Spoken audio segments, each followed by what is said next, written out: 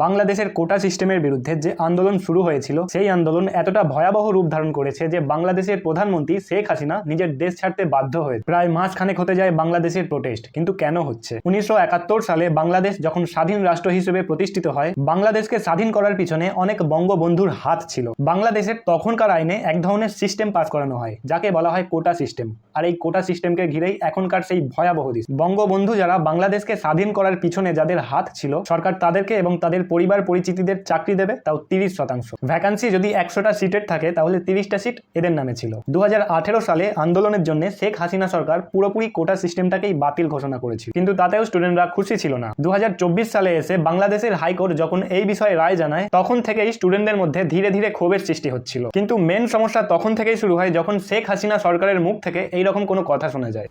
মুক্তিযোদ্ধাদের নাতিপুতিরাও পাবে না, তাহলে কি রাজাকারের নাতিপুতিরা পাবে? আসলে রাজাকার তাদেরকেই বলা হতো যারা 1971 সালে বাংলাদেশে থেকে পাকিস্তানের হয়ে কাজ করছিল।